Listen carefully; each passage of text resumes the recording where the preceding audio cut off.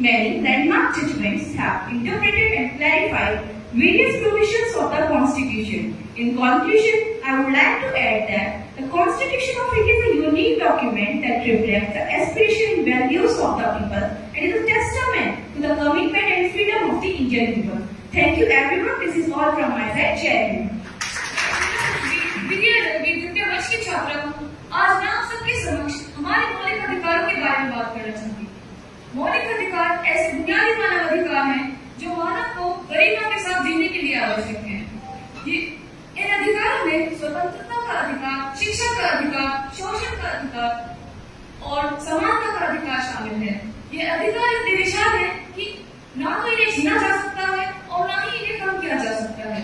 अनुच्छेद 13 ऐसे हर एक प्रयास पर पूर्णतः रोक लगाता है, अर्थात हमारे मौलिक अधिकारों में वृद्धि की जा सकती है परंतु इनमें कोई भी कमी नहीं की जा सकती। उच्चतम न्यायालय ने भी इन्हें हमारे संविधान का मूल भाग स्वीकार किया है, अर्थात हमारे मौलिक अधिकारों में वृद्धि की जा सकती है परंतु इनमें कमी नहीं की जा सकती।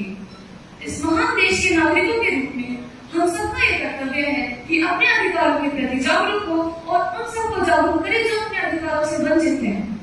मैं आप सभी से आग्रह करती हूँ कि अपने अधिकारों के बारे में जानें और जागरूक हो।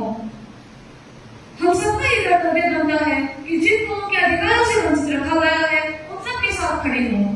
इतने सीमित समय में मैं मौलिक अधिकारों के प्रति न्याय नहीं कर सकती, परंतु मेरा निवेदन है आप सभी से उन सबके साथ खड़े हों जिन्हें अपने अधिकारों को नहीं पता या वंचित है या किसी कारणवश उन सबको वंचित रखा गया है।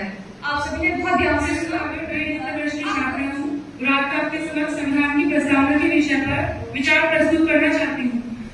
भारत को शासन व्यवस्था देने वाला और हर नागरिक को बुनियादी हक देने वाला संविधान भारत की आत्मा है और इस आत्मा की परिभाषा है संविधान की प्रस्तावना। प्रस्तावना से तात्पर्य संविधान के परिचय अथवा भूमिका से है। प्रस्तावना शब्द को अमेरिका के संविधान से लिया गया है क्योंकि प्रस्तावना की शुरुआत करने वाला पहला संविधान अमेरिकी संविधान था। भारतीय संविधान की प्रस्तावना पंडित नेहरू द्वारा पेश किए गए उद्देश्य प्रस्ताव पर आधारित है, जिसे 13 दिसंबर 1946 को पेश किया गया था और 22 जनवरी 1947 को अपनाया गया था। प्रस्तावना इसलिए जरूरी है ताकि कोई भी व्यक्ति संविधान को बिना पढ़े ही समझ सके कि हम भारत को कैसा बनाना चाहते हैं, भारत में कैसा शासन स्थापित करना चाहते हैं, जनता को कैसे बनाना चाहते हैं आदि। प्रस्तावना शब्द को अमेरिका के संविधान से, प्रस्तावना की भाषा को ऑस्ट्रेलिया के संविधान से, जबकि प्रस्तावना में न्याय की अवधारणा जिसमें कि 3 प्रकार के न्याय दिए गए हैं, सामाजिक न्याय, आर्थिक न्याय और राजनीतिक न्याय। ये तीनों न्याय रूस के संविधान से लिए गए हैं, जबकि प्रस्तावना में स्वतंत्रता, समानता और बंधुत्व शब्द फ्रांस के संविधान से लिए गए हैं। हमारे संविधान की प्रस्तावना में 5 प्रकार की स्वतंत्रताएं, 2 प्रकार की समानताएं और 3 प्रकार के न्याय दिए गए हैं। एन.ए. पालकीवाला ने भारतीय संविधान की प्रस्तावना को संविधान का पहचान पत्र भी कहा है और भारतीय संविधान की प्रस्तावना को संविधान की उद्देशिका भी कहा जाता है। आइए अब देखते हैं कि भारतीय संविधान की प्रस्तावना किस प्रकार है।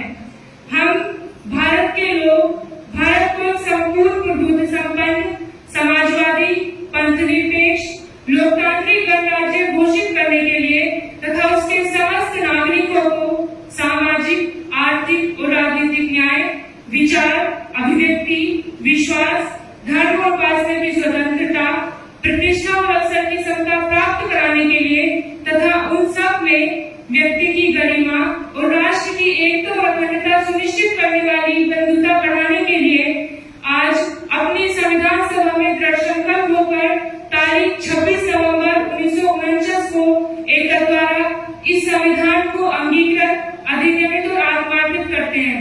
42वें संविधान संशोधन 1976 के द्वारा प्रस्तावना में लोग